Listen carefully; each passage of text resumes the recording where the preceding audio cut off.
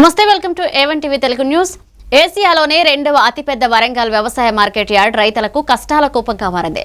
పంటలకు గిట్టుబాటు ధరలు లేక రైతులు నష్టాల్లో కూరుకుపోతుంటే మధ్యవర్తుల దందా మాత్రం రోజురోజుకు పెరుగుతుంది. యార్డులో త్రాగునీరు, నీడ, షెడ్లు లేక ఎండాకాలంలో రైతులు ఎండలో కాలిపోతున్నారు. గంటల తరబడి నిలబడి పంటలు అమ్ముకోవాల్సిన పరిస్థితి నెలకొంది.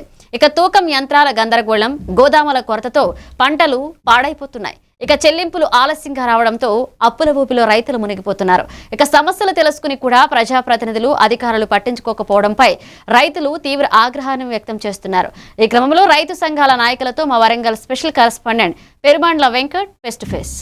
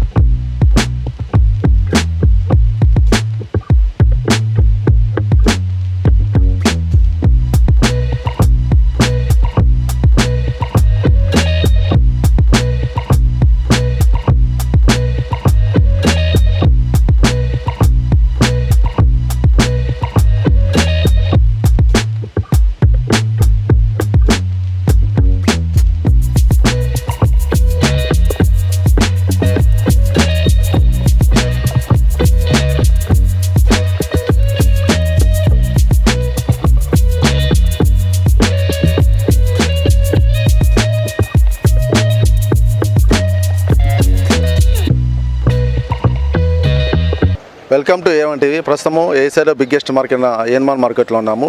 ఈ మార్కెట్లో సమస్యలు తాండవిస్తున్నాయి. రైతులు సమస్యలతో చాలా ఇబ్బంది పడుతున్నారు.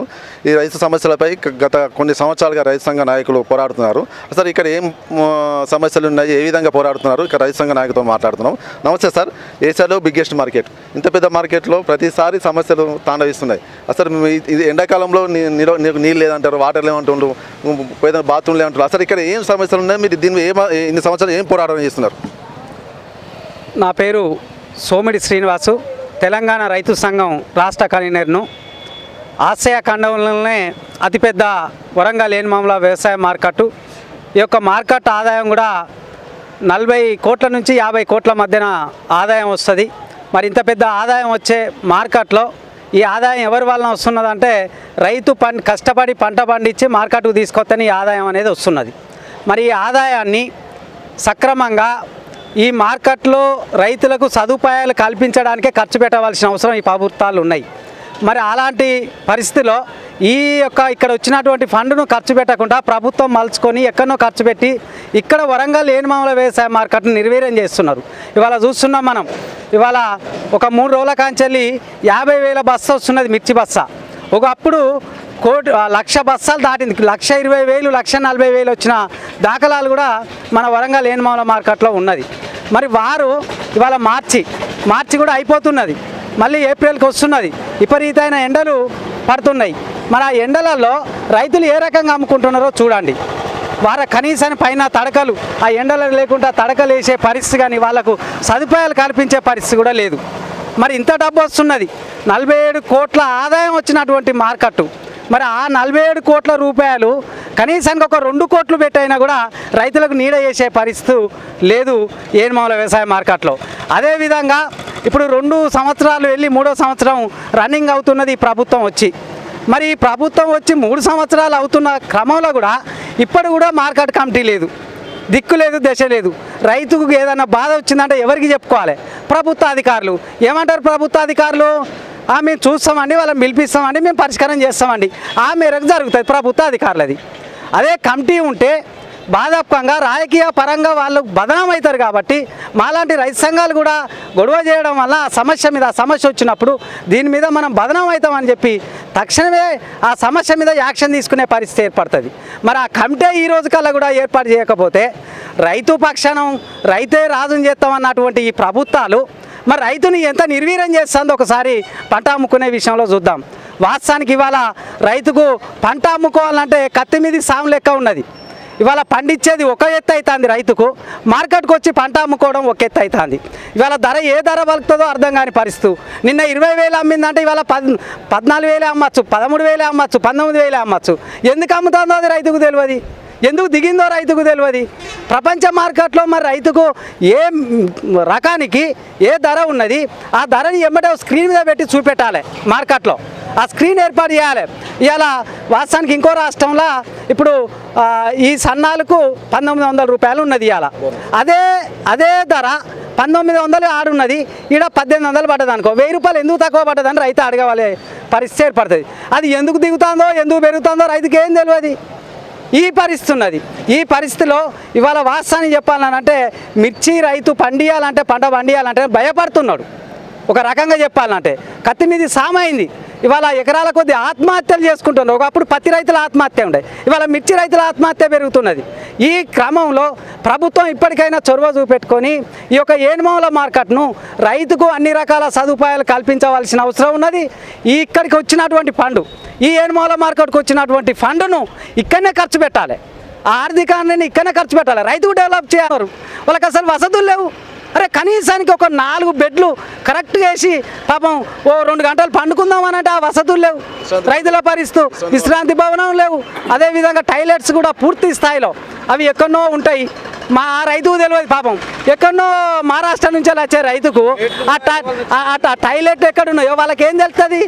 ఎక్కడో మారుమూల మా ప్రాంతాన కడితే రైతులు వచ్చి ఎక్కడ పడితే అక్కడనే మూత్రం చేస్తారు, వాళ్ళకి ఏం తెలుసు. ఈ పరిస్థితి అవగాహన రైతులకు కల్పించే పరిస్థితి లేదు.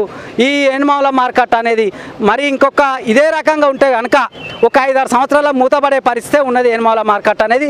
దీన్ని తక్షణం ప్రభుత్వం ఈ యొక్క సమస్య నుంచి వెళ్ళి ఏనుమావుల మార్కెట్ పోతే పర్వాలేదు, రైతుకు గిట్టుబాటు ధర కలుగుతుంది, రైతుకు రక్షణ ఉంటుంది అనే పరిస్థితి ప్రభుత్వం తీసుకురావాలనేది మా తెలంగాణ రైతు సంఘం రాష్ట్ర కమిటీ తరఫున మీ ప్రభుత్వాన్ని డిమాండ్ చేస్తున్నాం. నా పేరు సోమిడి శ్రీనివాస్, తెలంగాణ రైతు సంఘం రాష్ట్ర కన్వీనర్. కాంగ్రెస్ ప్రభుత్వం ఏర్పడినప్పటి నుంచి ఇంతవరకు మనకు మార్కెట్ కమిటీ చైర్మన్ కమిటీని నిర్వహించలేదు. అయితే రైతు రాజ్యం అని చెప్పి రైతుల కొరకు మా పాలన ఉందని చెప్పిన ఈ ప్రభుత్వం ఇంతవరకు మార్కెట్ కమిటీ నియమించకపోవడం ఏ విధంగా చూస్తున్నారు మీరు ఒక రైతు సంఘ నాయకునిగా? ఇది రైతు రాజ్యం అని చెప్పుకోవడం, రైతులను పొగడటం, రైతే రాజు చేస్తామని చెప్పడం తప్ప చేతల్లో చూపించట్లేదు. వాస్తవానికి ఇప్పటి వరకు మార్కెట్ కమిటీ కాకుంటే దానికి ఒక చైర్మన్ ఉంటే, దాని కమిటీ డైరెక్టర్ ఉంటే రైతులకు ఏ సమస్య వచ్చినా చూసుకోవాల్సిన బాధ్యత వాళ్ళ మీద ఉంటుంది. ఎవరైనా పోయి వాళ్ళని కలిస్తే మా సమస్య ఇది ఉన్నదని చెప్పుకోగానే వాళ్ళు దాన్ని పరిష్కరించే విధంగా ఉంటుంది. వీళ్ళు ఏంటంటే ఏదో కాలయాపన చేస్తూ మార్కెట్ చైర్మన్ లేకుండా వ్యక్తులుగా ఎక్కువనో ఉండి ఏదో ప్రభుత్వం వాళ్ళే పరిపాలించి ఢిల్లీ నుంచి గల్లీ దాకా కూడా మేమే పరిపాలించాలి అనే ఆలోచనతోటి సొంతంగా వాళ్ళే చేసుకుంటూ మరి ఇక్కడ మార్కెట్ చైర్మన్ కానీ డైరెక్టర్లు కానీ ఎన్నుకోకుండా రైతులను యొక్క సమస్యలను నిర్వీర్యం చేసి ఇబ్బందులకు గురి చేసే విధానంగా మరి మార్కెట్కు ఇప్పటివరకు కూడా మార్కెట్లో వచ్చినటువంటి ఫండ్స్ దాదాపుగా 47 కోట్ల నుంచి 50 కోట్ల దాకా కూడా ఆదాయం వస్తుంది. సరైన వసతులు చేయకుండా మరి గతంలో ఈ ఫండ్స్ లింక్ రోడ్లుగా రైతులకు వచ్చేపోయే సౌకర్యాల కోసం గ్రామీణ ప్రాంతాలకు రోడ్లు వేసేది, ఎక్కడ రైతులకు అవసరం ఉంటే అక్కడ ఈ ఫండ్స్ పెట్టి కొంత డెవలప్ చేసేది. అలాంటి చేయకుండా రైతుకు సరైన సౌకర్యాలు ఇవ్వకుండా ఇక్కడ వచ్చిన ఫండ్స్ను మరి తీసుకెళ్ళి ఎక్కడో వాళ్ళు ఇష్టారాజ్యంగా ఖర్చు పెట్టి వాళ్ళు ఇష్టారాజ్యంగా పరిపాలన చేస్తూ ఉన్నారు. ఇది మేము దీన్ని ఖండిస్తూ ఉన్నాము. నా పేరు ఓదెల రాజయ్య, తెలంగాణ రైతు సంఘం జిల్లా ప్రధాన కార్యదర్శి. వరంగల్ ఏషియాలో బిగ్గెస్ట్ మార్కెట్లో మౌలిక వసతులు లేక రైతులు ఇబ్బంది పడుతున్నారు. అసలు ఇక్కడ మౌలిక వసతులు లేవని చాలామంది మీరు రిప్రజెంటేషన్ ఇచ్చారు. అసలు ఏమైనా దీని మీద చర్య తీసుకున్నారు? అసలు మేము ఏ మీద మౌలిక వసతులు ఇక్కడ గుర్తించారు మీరు? ఏనుబావుల మార్కెట్ బిగ్ మార్కెట్ అని పేరుతో చెప్పడమే జరుగుతుంది. యాక్చువల్గా ఇక్కడ పేరుకు గొప్ప చెప్పుకోవడానికే ఉన్నది కానీ తప్ప ఇక్కడున్న మౌలిక వసతులు ఎలాంటిగా కూడా పూర్తిగా నివారణ అయిపోయింది. దానికి విషయం ఏంది అని అంటే టాయిలెట్స్లు అనేటివి చక్కగా లేవు. రైతులు తీసుకొచ్చిన సరుకులకు మాత్రం ఎండలనే ఉండిపోతాను. వాళ్ళు ఈ కారపొడి ఈ మంటకు తట్టుకోలేక కనీసానికి తడకలు కూడా వేయలేని పరిస్థితిలో ఉన్నది. వాటర్ సోర్సెస్ కూడా పూర్తిగా మంచినీళ్ళ సౌకర్యం కూడా రైతుకు పోయినటువంటి ఈ మార్కెట్లో గొప్పలు చెప్పుకోవడానికి ఏనుబావుల మార్కెట్ ఆల్ ఇండియాలలో సెకండ్ మార్కెట్ అనేది పేరు చెప్పుకోవడం జరుగుతుంది కానీ తప్ప వసతులు మాత్రం పూర్తిగా నిర్గమం అయిపోతున్నది. కానీ ఇక్కడ జరిగేది ఇంకొకటి ఏంటి అంటే జీరో దందా బీభత్సంగా జరుగుతుంది. ఎందుకు అంటే ఆ జీరో దందా జరగడం వలన మనకు మార్కెట్కి ఇన్కమ్ అనేది రాకుండా పోతుంది. ఈ అధికారులనే వాళ్ళ కుమ్మక్కులయ్యి ఈ జీరో దందా జరిపించి మార్కెట్కి ఇన్కమ్ రాకుండా చేస్తున్నారు. అది బాగా జరుగుతుందని మేము రైతు సంఘం తరఫు నుంచి మేము బాగా చెప్పడం జరుగుతుంది. దానికి కొన్ని తడకలు కూడా ఈ రైతులకు వచ్చినటువంటి ఎక్కడి నుంచో మాల్మూల ప్రాంతాల నుంచి వచ్చిన రైతులకు కూడా కనీసానికి విశ్రాంతి భవనం అనేది కూడా లేకుండా పోతున్నది. మరి విశ్రాంతి భవనం కల్పించి కాసేపు గంట 2 గంటలు రెస్ట్ తీసుకోవడానికి కూడా ఆస్కారం లేకుండా పోతున్నది. కాబట్టి దానికి ఆ విశ్రాంతి భవనం కూడా కల్పించాలని మేము ప్రభుత్వాన్ని హెచ్చరిస్తూ ఉన్నాం. దీని విషయంలో నేను తెలంగాణ రైతు సంఘం జిల్లా హన్మకొండ జిల్లా అధ్యక్షుని, నా పేరు వచ్చేసి ఊరటి హంసాల్ రెడ్డి. ఎన్మాల్ వ్యవసాయ మార్కెట్లో సమస్యలు తాండవిస్తున్నాయి. మీరు ఏ విధంగా మీ పోరాటం చేశారు సమస్యల మీద చెప్పండి సార్. మాది ఏఏ కేఫే వరంగల్ జిల్లా కమిటీ సభ్యుని నేను. ఆసియాలో అతిపెద్ద మార్కెట్ అయిన ఏనుమాముల మార్కెట్ ఇది. గవర్నమెంట్ ఏర్పడి 2 సంవత్సరాలన్నర అయితే ఉన్న మార్కెట్ కమిటీని ఏర్పాటు చేయలేదు ఇంతవరకు. అంటే జిల్లా యంత్రాంగం ఎంత అశ్రద్ధగా ఉందంటే ఈ రైతులు పండించిన పంట ఇప్పుడు ముమ్మిరిగా వస్తుంది. ఒక 40-50 వేల బస్సు వస్తుంది. వచ్చినప్పుడు మార్కెట్ కమిటీ ఉంటే ఏదైనా సమస్య ఉంటే మార్కెట్ కమిటీకి చెప్పుకోగలుగుతారు రైతులు. ఆ కమిటీ దాన్ని పరిశీలించి చేయగలుగుతుంది. ఆ కమిటీ లేకపోతే రైతులు ఎవరు చెప్తే అంతర్జాతీయంగా హెచ్చు తగ్గులు అవుతున్నది. ధరలు మొన్న 40,000 అయింది, ఇలా 35,000 అయింది. ఆ రైతుకు ఎట్లా అర్థం కావాలి? అదే మార్కెట్ కమిటీ ఉంటే వాళ్ళకి చెప్పుకుంటే వాళ్ళు వచ్చి ఆ మార్కెట్ ఆఫీసర్లు అవగాహన కల్పించి అంతర్జాతీయంగా హెచ్చు తగ్గులు అవుతాయి అని చెప్పే అంత అది ఉంటుంది. ఆ కమిటీ లేనిది ఎవరికి చెప్పుకుంటారు? ఇంత పెద్ద మార్కెట్ మహారాష్ట్ర నుంచి వస్తున్నాయి. ఆ మహారాష్ట్ర నుంచి వస్తే ఇంత వసతులు లేవు. వాళ్ళకు రైతుకు నుంచి 50 కోట్ల ఇన్కమ్ వస్తుంది. ఆ రైతులకు ఉచిత భోజనం పెడుతుందండి. రైతుల పైసే కదా, రైతులకు వసతులు కల్పిద్దా. ఇదివరకు చల్వ పందిరులు వేసేది ఒక 10 సంవత్సరాల క్రితం. ఆ చల్వ పందిరులు సుధలేవు, దిక్కు మొక్కు లేదు. ఏ ఆఫీసర్ ఎక్కడ ఉంటాడో తెలియదు, ఏ బాధ్యతలు ఉంటాడో తెలియదు. రైతు సమస్యలు ఎవరికి చెప్పుకోవాలో అర్థమైతే లేదు. ఆ రైతు విశ్రాంతి భవనం ఉన్నది, అలా వాటర్ లేవు. ఆ బెడ్లు ఇదివరకు ఆ బెడ్లు సుధా మాయమైనవి. ఏమైనా అర్థమైతే లేదు. రైతు ఎక్కడ పండుకోవాలి, ఎక్కడ తీసుకోవాలి? దీని మీదనైనా ఈ వరంగల్ జిల్లా ప్రజాప్రతినిధులు కానీ, మంత్రి కానీ, కలెక్టర్ కానీ దీని మీద వెంటనే చొరవ తీసుకొని సమస్యలను పరిష్కరించాలని మా రైతు సంఘం వరంగల్ జిల్లా కమిటీ డిమాండ్ చేస్తున్నది. నా పేరు సుంచు జగదీశ్వర్. సార్ మీరు ఒక రైతుగా వచ్చారు, ఇక్కడికి ఎప్పుడు వచ్చారు? మీకు ఇక్కడ ఏర్పాటు ఎలా ఉంది ఒకసారి చెప్పండి. మేము మార్నింగ్ వచ్చినాము 5:30కి. ఇక్కడ డంప్ చేసుకున్నాము మిర్చి. కాకపోతే వీళ్ళు ఇక్కడ ఏం చేస్తున్నారంటే మిడిల్ మ్యాన్ను బయట ఉన్న మర్చెంట్ వచ్చేసి ఏవైతే 10 బస్తాల కంటే తక్కువ ఉందో దానికే హైయెస్ట్ రేట్ పెట్టి బయట అడ్వర్టైజ్ చేస్తున్నారు. 20-30 బస్తాల వాటికి హైయెస్ట్ రేట్ పెడతలేరు, వాటి జోలికి పోతలేరు. ఎందుకంటే దానికి ఎక్కువ డబ్బులు ఇవ్వాల్సి వస్తుంది అని చెప్పేసి అవి అట్లనే ఉంచుతున్నారు. నిన్న భూపాలపల్లి నుండి వచ్చినాయి 50 బస్తాల 2 లారీలు వచ్చినాయి. అవి అక్కడే ఉన్నాయి, వాటిని జోలికి కూడా ఎవరు పోవట్లేరు. ఇక్కడ ఇంకోటి ఏంటంటే మిడిల్ మ్యాన్ ఉంటాడు కదా, అర్తిదారు, వాళ్ళకి 5% కమిషన్. వాళ్ళు ఇటు తీసుకుంటారు, మర్చెంట్ నుండి తీసుకుంటారు, రైతు దగ్గర నుండి తీసుకుంటారు.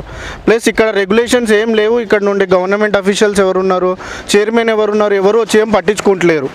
బయట నుండి ఎవరు వస్తున్నారు, మర్చెంట్ వాళ్ళు రిజిస్టర్డా, ఎట్లా చేస్తున్నారు అనేది అయితే ఎటువంటి ఏం లేవు. అటు సెంట్రల్ గవర్నమెంట్ రూల్స్ పాటించట్లేదు, స్టేట్ గవర్నమెంట్ ఇన్వాల్వ్మెంట్ లేదు. ప్లస్ ఇక్కడ ఉన్న ఎంపీ గారు కూడా ఏం చూస్తున్నారో తెలియట్లేదు. మాది నర్సంపేట కమ్మపల్లి. ప్లస్ ఇక్కడ మనకి చపాటా మిర్చికి GI ట్యాగ్ అని వచ్చింది. GI ట్యాగ్ దానికి ప్రాముఖ్యత ఏంది, దాంట్లో క్యాప్సిజన్ లెవెల్ ఎక్కువ ఉంటుంది, అందులోకి వెళ్ళి ఆయిల్ వస్తుంది, దానికి పచ్చళ్ళకు వాడుతారు. కానీ దాని ప్రాముఖ్యత ఏందో తెలియకుండా అమాయకుల రైతుల దగ్గర తీసుకుంటున్నారు. ఫస్ట్ ఒక రేట్ చెప్తున్నారు, దానికోసం ఆపుతున్నారు, తర్వాత వాళ్ళతో బతిలాడించుకొని ఏదో రేట్ ఎక్కువ పెట్టినట్టు చేసి తక్కువకే తీసుకుంటున్నారు.